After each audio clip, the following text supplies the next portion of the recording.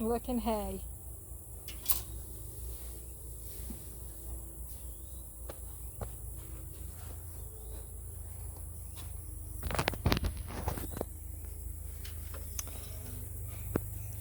As you can see, I got sister out here helping me.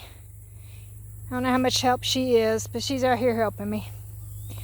And we're on our second or third bucket load. But I mean, look. What's it look like? Hay. Yep. Now, if you're going to save it and store it up for winter, you need to make sure that it is dry. This is not dry. This, we've got a rain fixing to hit, so I'm gathering this up and putting it around the plants. The one that I like to use better for hay is when Mark gets out here and bush hogs. Now, let me show you the difference between the mower clippings and the bush hog. So mower clippings make it really short. And the bush hog makes longer strands.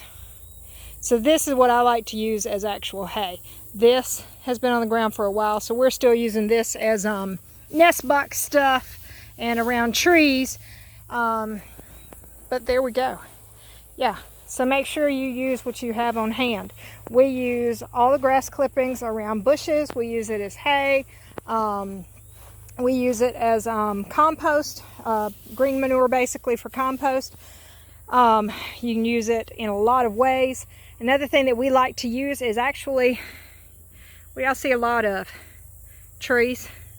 So when them leaves start falling off the trees, you know, everybody usually burns them up, bags them up, sets them on the side of the road, whatever. We put them in our flower beds. We put them on top of the gardens. We use it as mulch also. I mean, I ain't never seen a tree die in the woods from having mulch on it. Now, there is a great debate on mulching with leaves.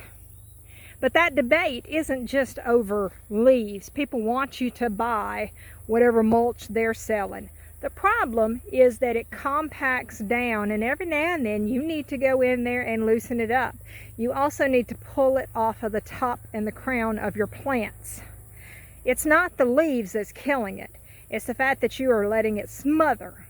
Any mulch you use, whether it be bark, straw, or anything, it will all smother if you don't uncover your plant. So do keep that in mind, all right? Me and sister got a lot to do still, so we're gonna get back at it. But guys, let me show you this again. How many people feed rabbits? Does that not look like your rabbit hay? Yep. Grass clipping, guys. Grass clippings.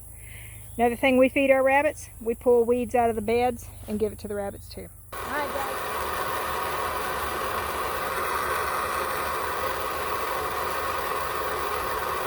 Good morning, guys. So that sound you hear is the water hose filling up the big, large water barrel there.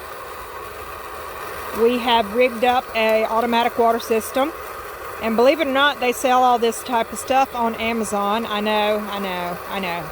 But guys, it's so much easier to order it on Amazon than it is to do the search of every store in the state to find parts for this stuff.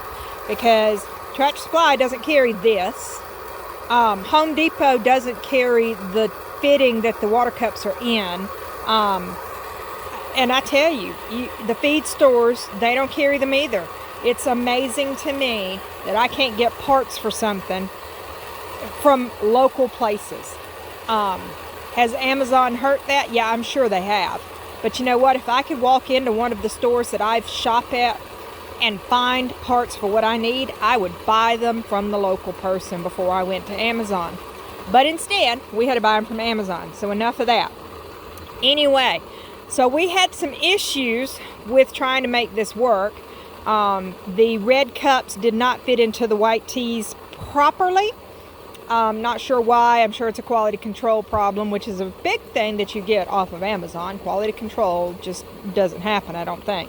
But we solved it for this run by putting extra Teflon tape around it. And it seems to be working for the most part. There is a drip or two here and there. Now, none of this is actually taped together. I know, y'all. PVC's got to be taped together, glued together, right? Nope, it doesn't actually. Unless you have pressure on that system, it doesn't have to be taped together. So none of this, I mean glued together. Oh my gosh, guys, I'm so sorry. None of this is glued together. That way when winter freezes happen, it will push it apart versus busting pipes. So I hope that's a tip for some of y'all if you're using some sort of gravity system like this. Try not to glue everything together. Also, if you'll notice on this end down here, there's a cap, okay? So what I could do is also drain the system if I knew a hard freeze was coming. So that's another thought for you. But I like the fact that none of this will bust in the freeze because it will just push apart at the connections when it expands. All right, so what are we looking at here is a coop. Look there, guys. Ignore my fence, but this is our tractor. Yep, this is our tractor. So we made a 2x6 frame at the base. We knew we wanted it to be the length of 2 cattle panels, so it's 8 foot because the cattle panel's 4 foot. We also knew that we wanted it to be 8 foot across because that way I didn't have to cut boards and all, and that would give us enough room to be able to walk inside it as well. So we made the frame. We used some fittings to help keep it square. There's some corner brackets in there. I don't know if you can see them from over there or not. Let me see if I can zoom in. So there's a corner bracket like that in all 4 corners. And then the bolt that you see, it's actually a wheel, and the cattle panels are sitting there. They're stapled in to where it's kept off the ground basically, but the weight pushes out. So there was really no need to actually attach that either. So we took and did the 2 cattle panels. We took 2 half of the cattle panels that we had laying around, and that's the front and the back. And then there's a tarp over half of it for rain.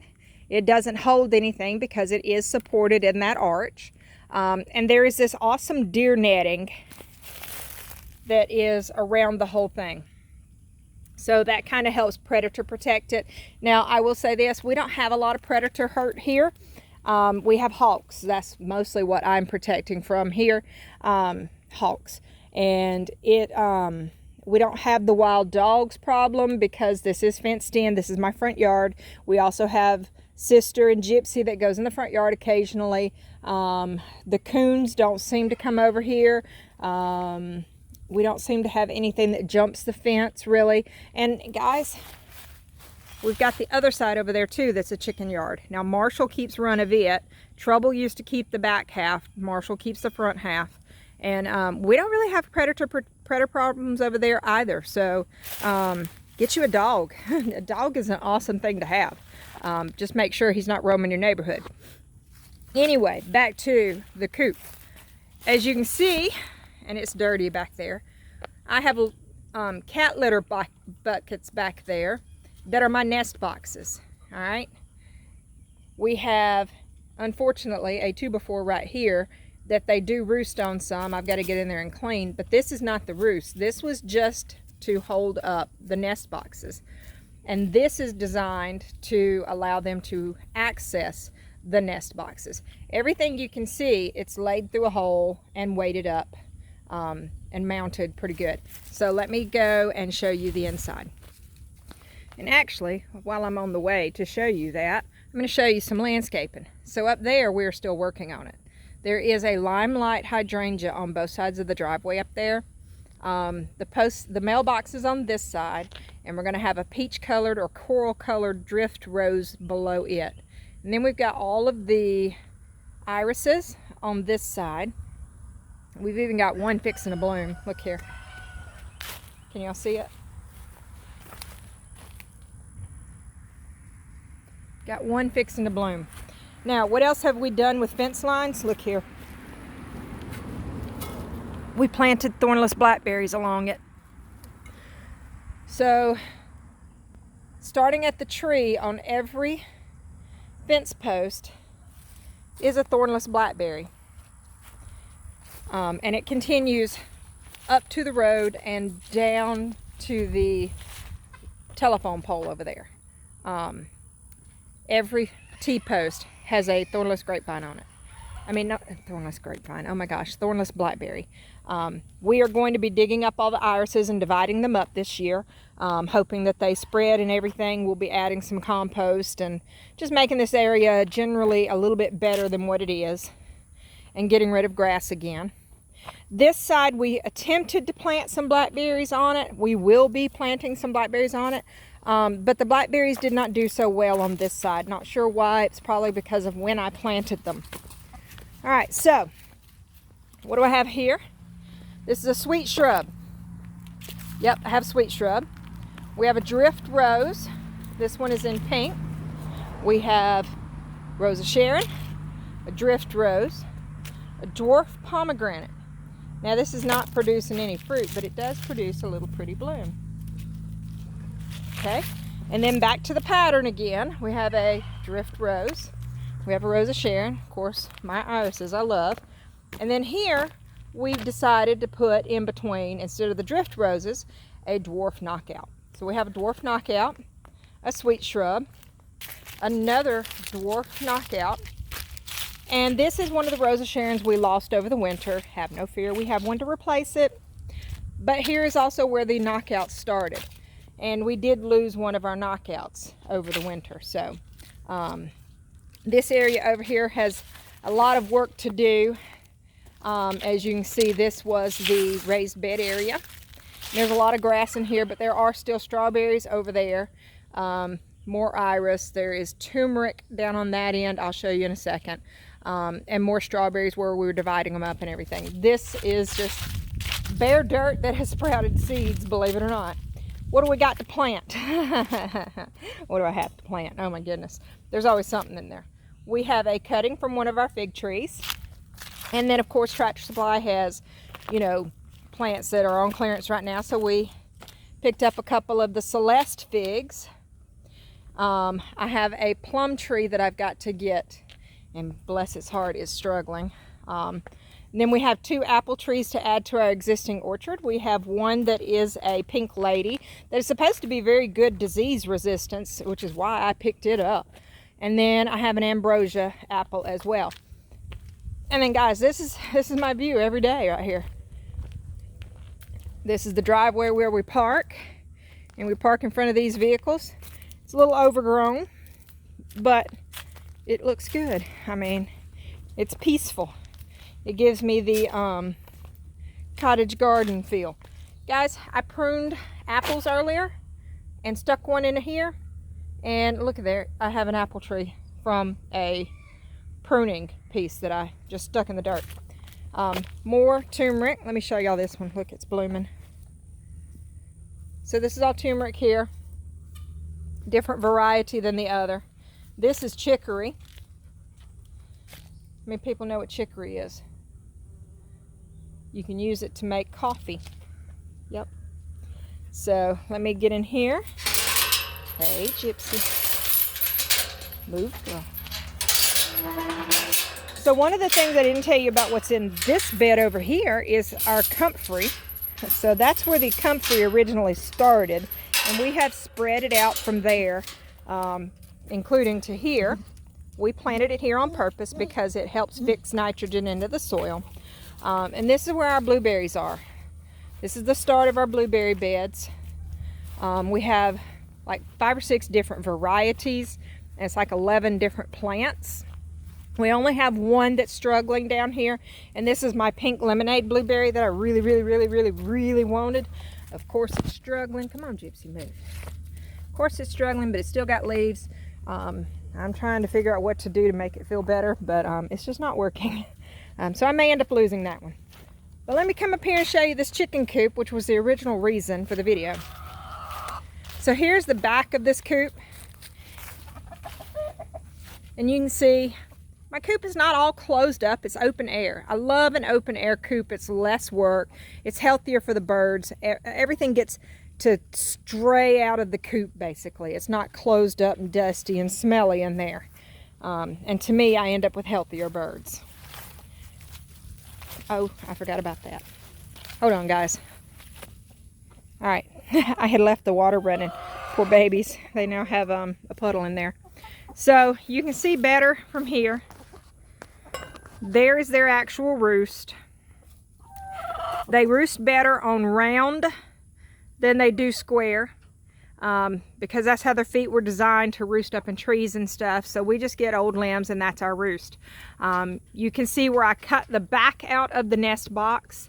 I did that for a reason, actually, so that I would not have to step foot in the coop if I did not want to. Because remember, we also have the coryza crew. What's coryza? Coryza chicken disease. It's very contagious, easily spread from walking inside your pens and stuff. Let me show you what we did here. So we just cut the lid off the box, basically, is all we did.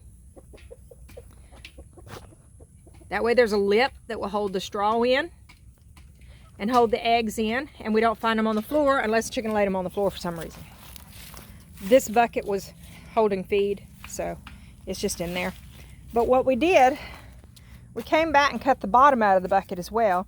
We did leave the same lip, but let me show you this. So I can just go right here and right here and gather eggs.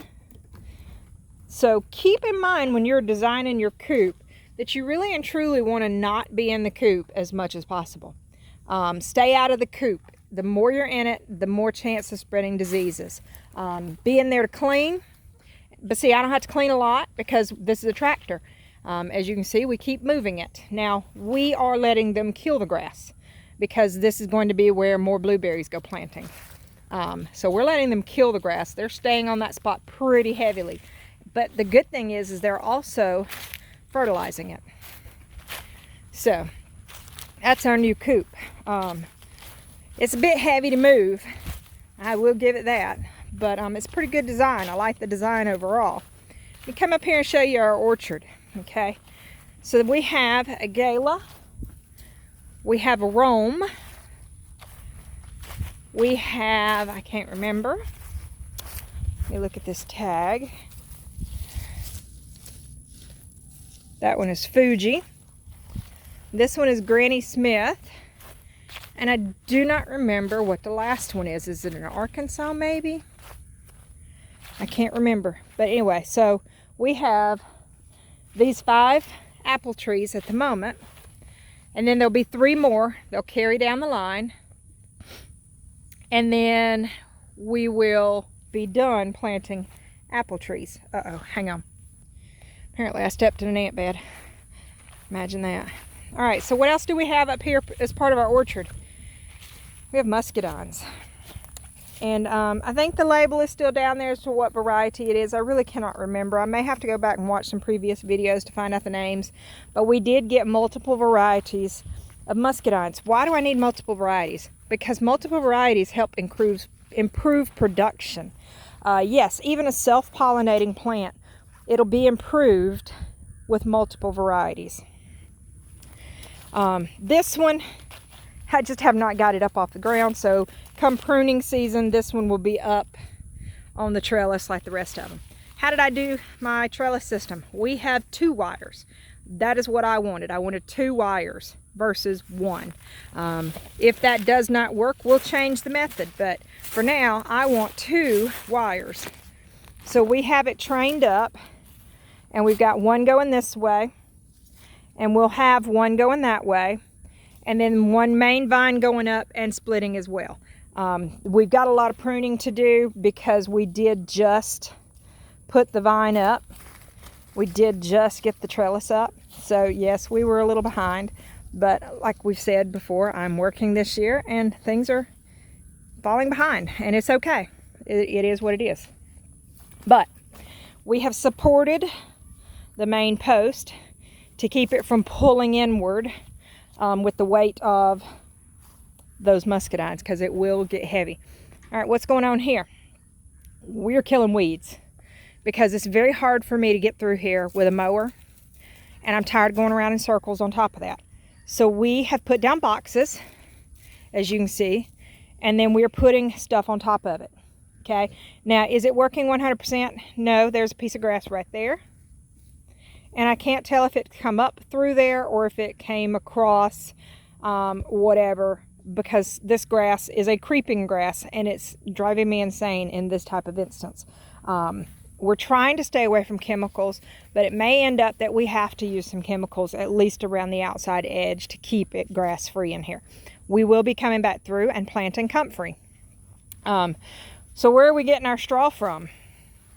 How many of you cut grass? Guess what? There's straw. Hay, rather. Because all hay is grass, whether it's Timothy grass, alfalfa grass, orchard grass, teff grass, bahia grass. There's all sorts of grass out there. I'm sure some of you have heard of the mixed grass hay. Well, guess what? This is what that is. This is mixed grass hay right here. But this is all just raked up from the bush hog. And I gathered it all up, brought it up here with the tractor, and we are putting it in here to smother out weeds, okay? So some of this is labor-intensive work, yes. Why do I do labor-intensive work when I could just do it the easy way? I could buy my stuff. I'd have somebody do it for me, even pay them. Well, guys, there's going to come a point in time where we can't afford to do it, whether that be due to control reasons. We'll put it that way. That's probably a safe way to put that. Control reasons. Preppers, y'all know what I mean. It could be a end of the world scenario. It could be something as simple as you got laid off from your job. There's lots of reasons that it could come into a situation where you cannot afford to purchase hay or purchase all the soil that you want for your raised beds, or purchase this and purchase that. It may be that you can't even purchase the fuel for a tractor. So me, I have always been the type that I go the labor-intensive route first, because I need to make sure that I know how to do it just in case. Okay, I know that sounds kind of crazy, but if I can't do it when I don't have to, how am I going to know I can do it when I have to? Okay, so yeah, I may not be a crazy prepper. I am a prepper. Don't go there. But we may not be crazy preppers, but there's a reason to prep. You don't know how long you'll be out of work. You might be disabled. You might, like I said, have a control issue. We don't know. There's a lot of reasons, and we need to be prepared. Whether that is by making sure we know how to do stuff, or making sure we know where to get stuff. So why do I have 8 apple trees? A family of 2 cannot eat 8 apple trees worth of stuff. Well, guess what? If there's ever a situation where money doesn't matter, I have apples to barter with. I have muscadines to barter with. I have blueberries to barter with. Strawberries to barter with. You see where this is going? Because we don't have cows. I'm going to have something to pay for cows with. Something to pay for beef with. Pork with. We have chickens and rabbits. I can trade a lot of chickens to get a side of beef. I can. I can also trade peaches, because right in front of us is 5 peach trees and 1 nectarine tree. What else is over here? Let me show you. One, our little PVC coop that just, y'all, please don't ever build a PVC coop. Just don't. The wind will pick that up and just blow it right around the world. And yeah, you can stake that down, but guess what? The wind will break the PVC too. Had that happen also. I got spider webs everywhere in my yard. So what am I coming to show you? I'm coming to show you a tangerine and a grapefruit. Both of these were rescued half dead. This tree specifically right here did not have hardly any leaves. Every one of these leaves you're looking at is brand new leaves. So it has come back very nicely. I'm very happy.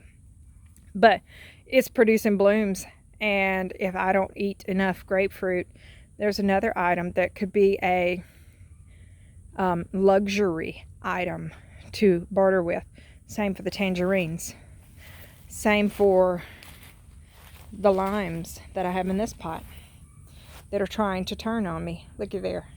I may have 2 limes soon. So yeah. So why do I rake my own grass and make it hay? It's not just to put down under the muscadines. It is an awesome way to use up grass clippings and stuff, to use it as a mulch to smother weeds and stuff in your gardens and stuff like that.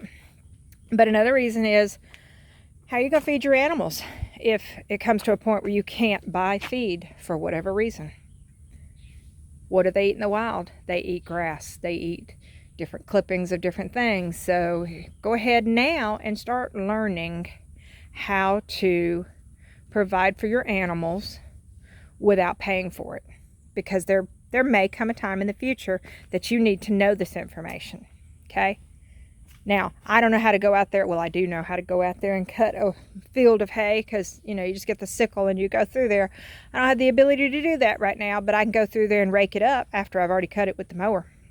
You know, there's lots of things we need to be thinking about, and that's one of them. So we have a source of eggs, we have a source of meat, we have fruit, and of course we always grow these gardens. What can you do with your grass clippings also? Throw them in the gardens, plow them in. That's organic matter. Compost it, whatever. There's lots of things you can do without just wasting your grass clippings and throwing them on the ground or raking them up and burning them. Same for these leaves that are about to start dropping. You can see them all over the yard. We will be getting the blower out, and we will be getting out the rake that goes behind the tractor, and we'll be getting these all up. We'll be putting them around trees. We'll be putting them in flower beds. They'll be going in the garden after that. So make sure that you are using everything that you can use, because there's going to come a time that you have to. I don't want to sound like a doomsday person, but there's going to come a time where you have to, okay? How y'all like my plants? Y'all think I got enough plants? You can never have too many plants. Don't go there.